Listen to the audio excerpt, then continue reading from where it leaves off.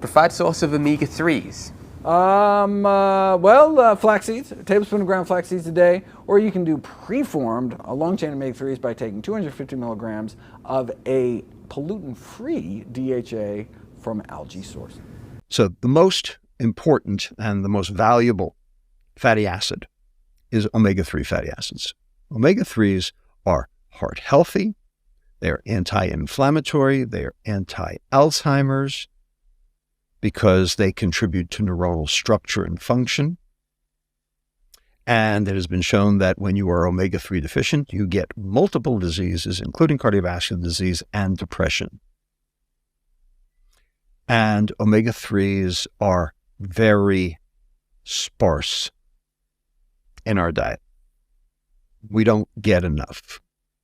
And the question is, where do you get omega-3s from? Well, there are two places you can get omega-3s from. Okay. You can get them from vegetables. So vegans can get one kind of omega-3. There are three. They can get one kind. You can get one called alpha-linolenic acid, or ALA. And ALA is good. I'm not saying it's bad. It's a good thing. It is anti-inflammatory. And so it actually affords cardiovascular protection. And that is good. However, the other two omega-3s. One is called EPA, or eicosapentaenoic acid, which is necessary for neural transmission. And the third one is called DHA, docosahexaenoic acid, which is necessary for neuronal structure and membrane stability. Those only come from marine life.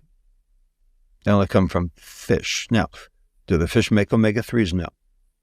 The fish eat the omega-3s. So what makes the omega-3s?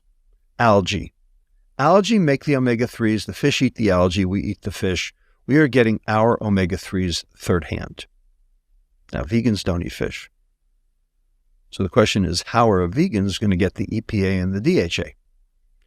And they need the EPA and the DHA because the conversion of ALA, which they do get, to EPA and DHA, which they don't get, is extremely poor. ALA almost doesn't get converted to EPA and DHA. And you need EPA and DHA. So I worry about vegans. So they need to supplement. Vegans need to supplement. And the question is, will they supplement? Because fish oil still comes from fish. And so that's a problem. And not only that, but you have to take fish oil capsules from fish that ate algae. Well, that means wild fish, because farm fish don't eat algae. Farm fish eat corn, and corn is filled with omega-6s. And we're going to get to that at the end. Remember, we said there are 7 classes. That's number 6. That's like on the worst side.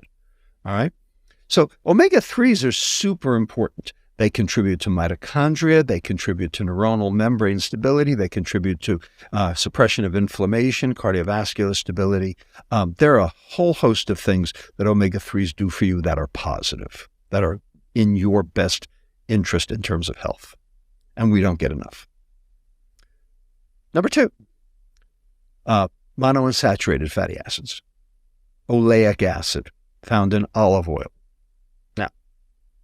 This is a very good fatty acid. And the reason it's very good fatty acid is because it is the endogenous ligand. Oleic acid is the endogenous ligand for a receptor in your liver called PPAR alpha, peroxisome proliferation activated receptor alpha. And this is the fuel gauge on the liver cell, basically telling the liver to work more efficiently and work better. And so it has a lot to do with energy dynamics. And so when you are low in PPAR alpha, you don't burn energy as well. It has an effect on mitochondria. So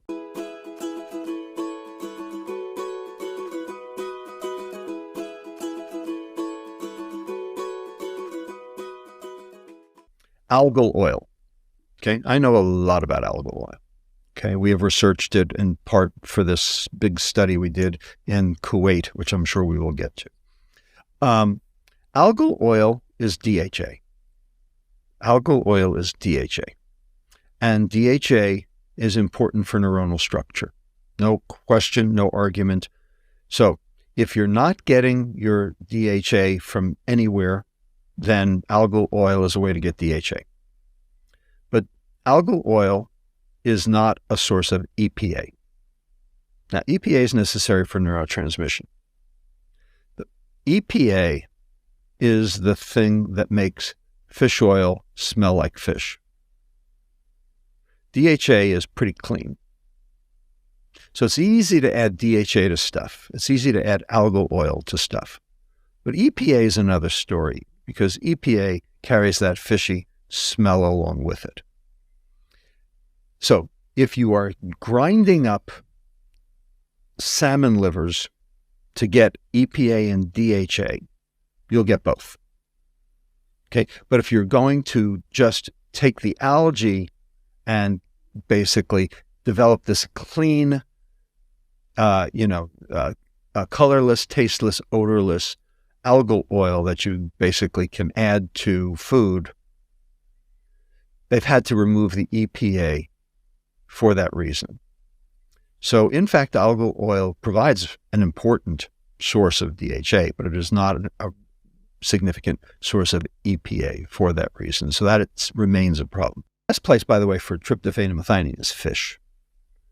If I could wave a magic wand, I would basically provide every vegan in the country with the knowledge that if they just ate a little bit of fish to go along with their veganism, they could solve all their nutritional problems. If you ate fish twice a week, you'd have more than enough. If you eat fish once a week, kind of depends on where you go for your fish. Because if it's farmed fish, no. If it's wild fish, probably yes. I eat meat. I shouldn't say I'm a pescatarian because that suggests I don't eat meat. I'm sort of a flexitarian, is really what I am.